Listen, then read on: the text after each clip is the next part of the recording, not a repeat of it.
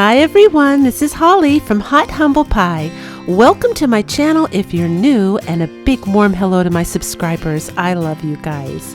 Today I am bringing you some RH dupes and high-end decor, and as always, I hope you enjoy the show. And if you haven't yet subscribed to my channel, I'd love it if you click that button.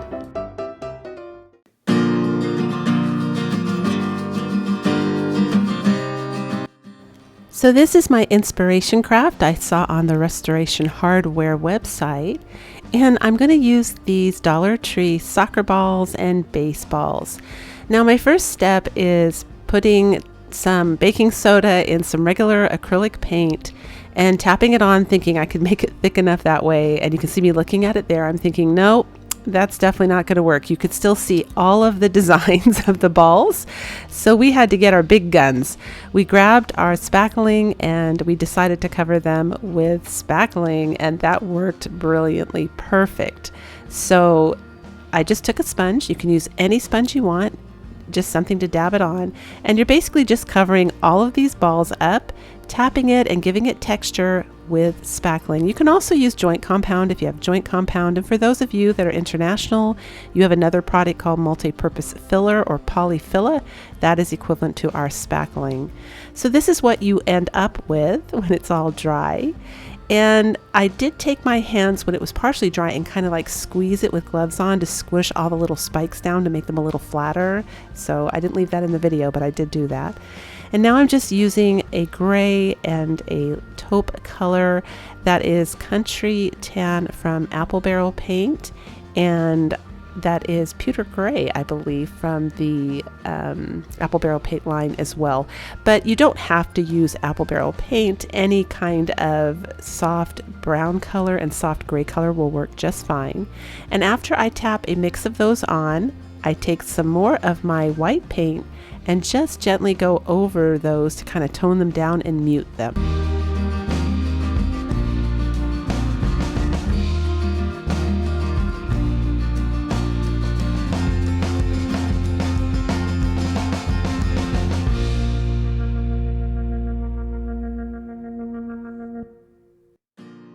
So as you can see in the upper left-hand corner, I did some in different hues with more gray or more brown, just for some variation. These are basically the twine and moss balls that we love so much in farmhouse decor. This is the modern high-end version.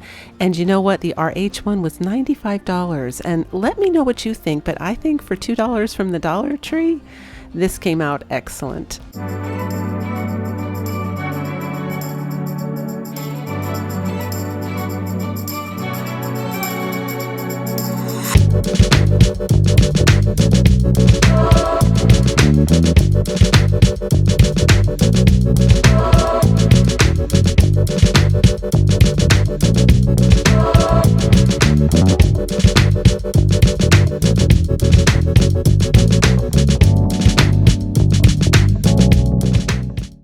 Today's video is in collaboration with Dee from She's So Crafty here on YouTube. She is one of my all-time favorite channels, total rock star, totally creative, beyond genius ideas. If you don't know who she is, you guys probably do know who she is, but for those of you that don't, be sure to check her out. She's got another 5 DIYs. So we're doing 10 DIYs all together. It's a team effort. So you're going to see part 1 here and you catch part 2 over on her channel, or vice versa. But Dee is a fantastic teacher, awesome creator, and just an all-around super sweet person to watch. You'll really have fun. So be sure to check out part 2 after you're done with this video.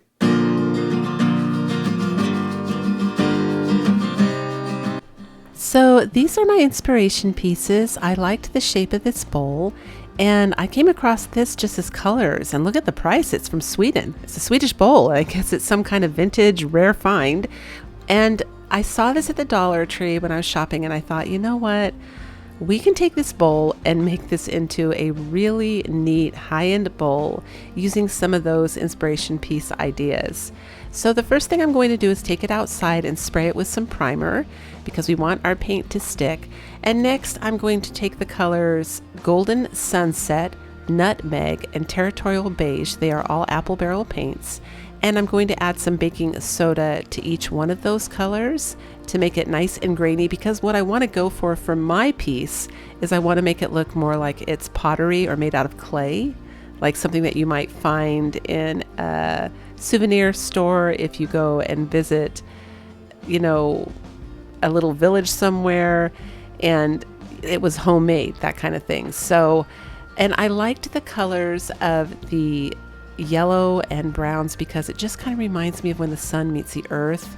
It was just something very natural then, and I wanted it to be kind of primitive, like the natural colors and natural dyes that you find that used to be used, you know, before we had synthetic colors, I guess. So I don't know if you noticed that when I put the same amount of baking soda in the yellow, it balled up. I had to add a little water, which is just fine. You can always add water to your paints, chalk paint, paint with baking soda, anything you want. Any kind of paint that you make, you can always add a little bit of water in to thin it out. So don't worry, just be careful how much you add. But they must have had to use a different pigment to get the yellow because it reacted completely different to the baking soda. So if you do this craft, just be prepared to either add a little less baking soda into the yellow color or add some water. So I'm going to start off just with painting stripes on this bowl, and it doesn't have to be perfect. In fact, the more imperfect the better. At least that's the look I'm going for. And you can even do a little color blending and a little overlapping if you want. And I do end up having to do 2 coats of all these colors.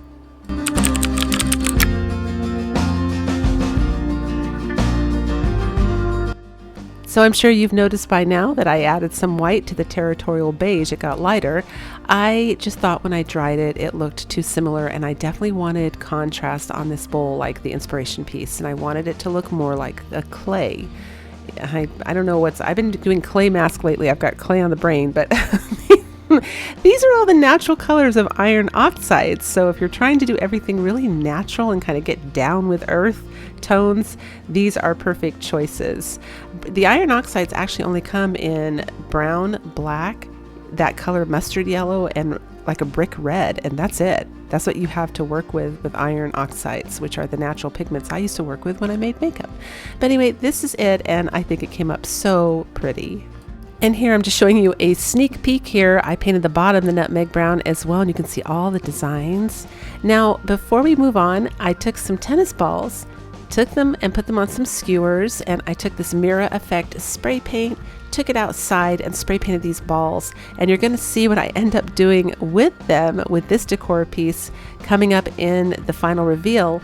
But if you don't want holes, of course, you'll have to spray the ball half at a time and let it dry, but my daughter's not worried about it. I asked her, she's just going to put it the side down where you can't see the hole, but it came up really pretty.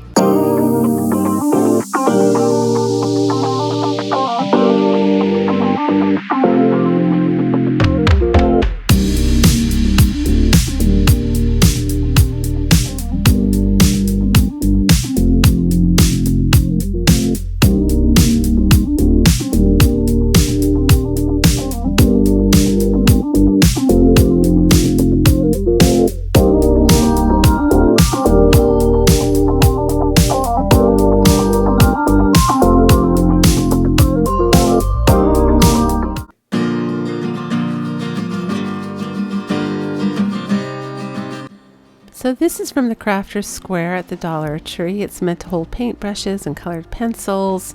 And I'm just using this piece from it because I thought that definitely looks very modern and very, from what I've been seeing on the sites like RH and Anthropology, you see these kind of designs and shapes coming up now and again with the decor in disc, in pictures. So I take the little wooden cubes from the Dollar Tree and I glue them with super glue underneath just where those little squares are. And I'm not worried about the little design there because I'm going to be spray painting this black. And what I do to get it so that, I can get the bottom and top and all the little grooves is I just take an empty paper towel holder and cram it in the center, and that's perfect. That way I can spray paint underneath, on top, and all over to make sure we cover this. This is the spray paint I used, and this is what it ends up looking like. So now I'm going to use a Dollar Tree vase, and I'm going to take some of the bamboo I collected at my beach and some of the stones I collected at my beach and make a decorative piece for this riser. Now you could put a candle on top, you can put a little plant, you can put a bowl, whatever you want. I just thought this kind of tied in with the RH look, because when you're on the RH site, you see a ton of stoneware, rocks, and bamboo wood. Really, that's pretty much the majority of what I saw when you read what things are made of, just a lot of wood, but those particularly kind of stood out. So I'm trying to stay in that theme. And of course, if you have the wood pieces from the Dollar Tree or you have access to the rocks, my Dollar Tree doesn't carry those things. They don't carry the wood at all, and the rocks hardly ever, but I make this and I think it's a perfect piece for the top of this modern riser.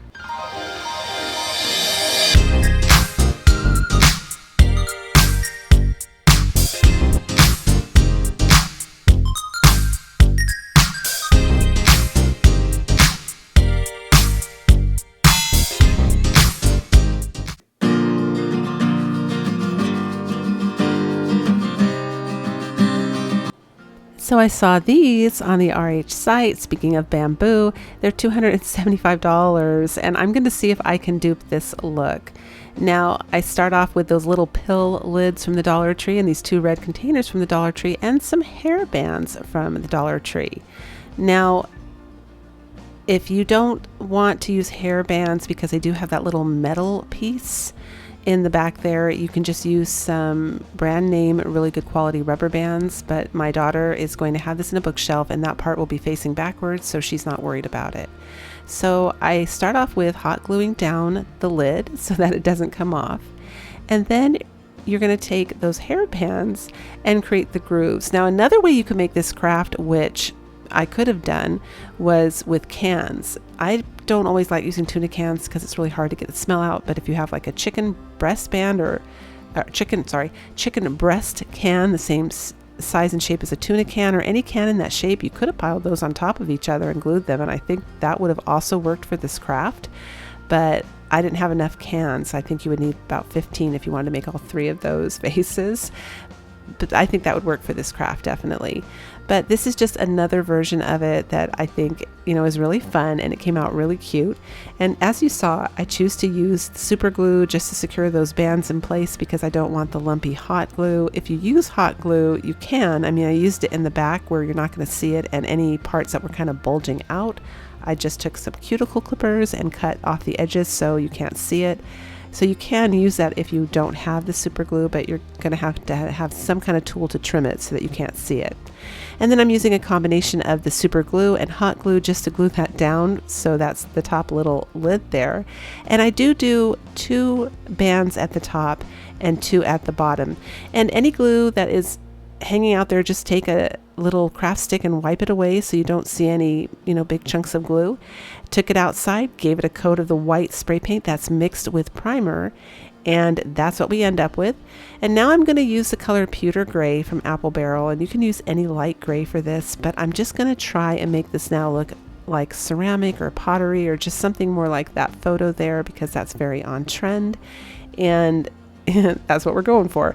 So I'm taking a sponge and I'm kind of just smearing it so that it's really, really soft and subtle and just has different little, I guess, texture to kind of make it look more like wood. I go and I take the darker color Pavement by Apple Barrel Paint to make, the little bands darker. Start off doing a sponge, bad idea. I couldn't get it just to stay on the band. Then I take a baby wipe and I apply it that way. That works good, but you know me, I'm going to resort to my fingers. In the end, I went, oh, forget it. So I just ended up using my fingers. I just have more control that way. So I darken all the bands up and I just do it. You're kind of almost like dry brushing the bands. You're not doing a really dark color. In fact, as you can see, I had to take white and go back over them because I didn't want them too dark. But, it is what it is. Just, this is definitely a let your creativity come out craft. It's all by eye, how you like it, if you want it darker or lighter. but it's just creating a very on-trend look right now that has those seams and those grooves. That's just very, very, very on trend. And lastly, to get an even circle at the top, because I didn't want to put a rubber band or a band up there, I just use pencil and I go around in a circle about 3 times, and you can see me leaning the pencil on the edge there so that I get a nice even circle all the way around.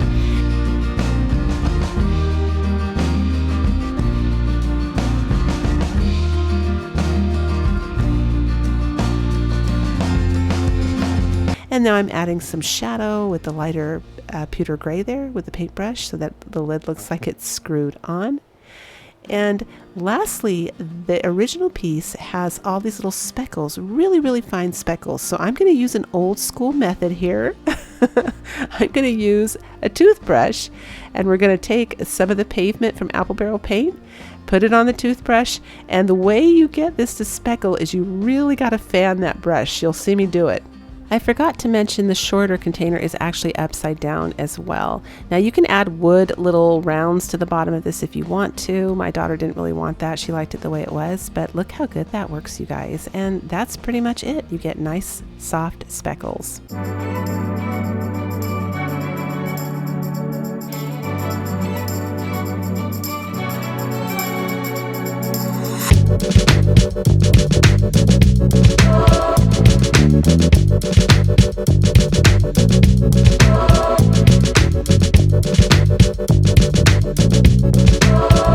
And I thought it would be fun to give you a sneak peek of part 2. These are Dee's crafts. Aren't they awesome, you guys? Don't forget to go check it out when you're done with this video.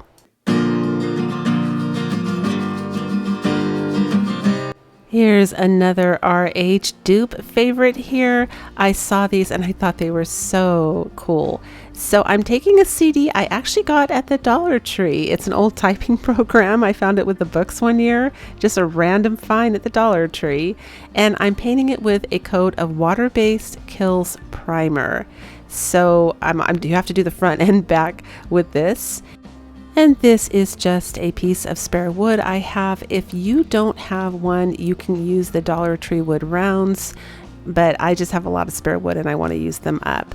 And of course I do everything by eye. I was just making a center dot there, and I'm drilling a hole only about halfway down because I'm going to use the Dollar Tree dowel and some wood glue, and I'm going to go ahead and glue it down in the center.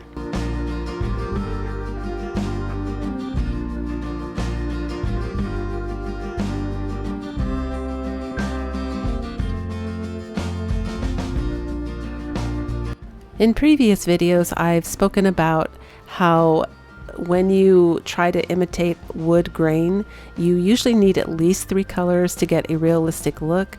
I want this to have warm undertones, and even though technically you can't see it when I'm all done painting, it's thought that the human eye can still pick that up, and basically it creates more realism because it gives a dimension that, in other words, you can tell it's not fake.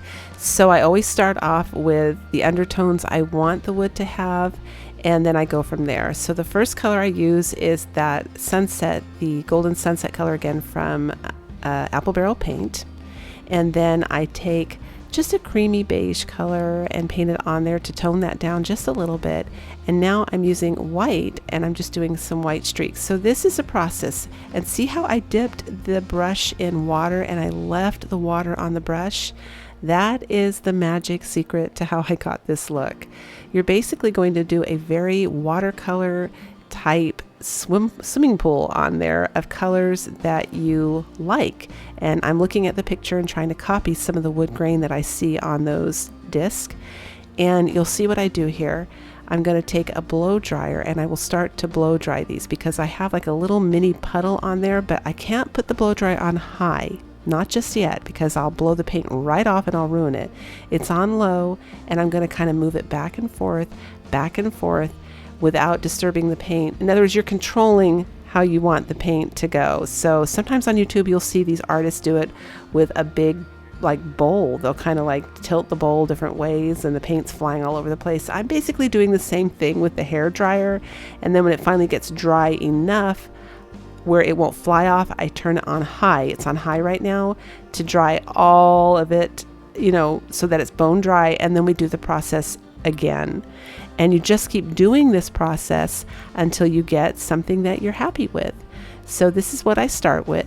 And you'll kind of see, I also do the back, and I show you how I did the back as well to give you some more ideas.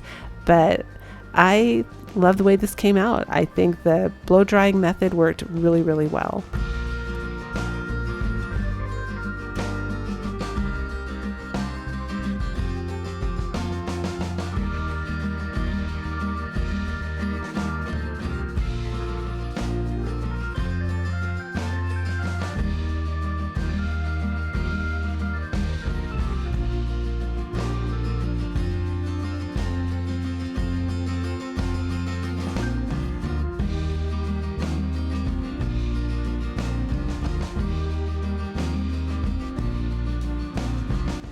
And this is where I stop. I'm really happy with that look for the next step we're going to take.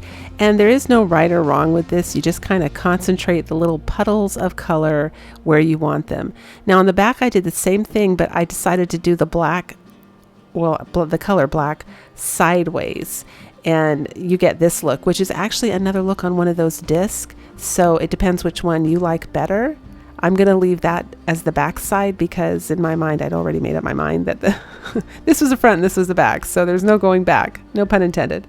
Now the wood in the photo from RH has these little like grooves and nicks that wood has. So I'm trying to, imitate those or duplicate those now by using just a very thin flat brush and tapping on some burnt umber. And the colors I used in this were the nutmeg brown, pavement, country tan, the golden sunset, and then just a white paint. And I think I may have even snuck some territorial beige in there, but again, it's all by eye. It's all what you like. Just pull up some of your favorite colors. And the real one here, the originals from the RH has those little triangles on. So I'm just trying to copy those so we get a look that is the same. And I did it with pencil first. And then I'm going over it with permanent marker. And the last step is just to glue this on. Now I did take that wood piece outside and spray paint it there. I didn't leave that part in because it's kind of self-explanatory, but I spray painted it black. And now I'm gluing it on the back with some hot glue. And I'm going to use some of those clippers later to clip away any excess glue over the sides. I just wanted to make sure I, get it to stick. And lastly, and most importantly, I think, was making this shiny. So I took it outside. I had this spray paint on hand. It's a gloss. I put 3 coats on. It came up beautiful, but better yet, if you guys have an epoxy, like a resin, and you pour it on there, that would look awesome. I just didn't have any on hand, but it would be identical. But I think this came up so, so beautiful.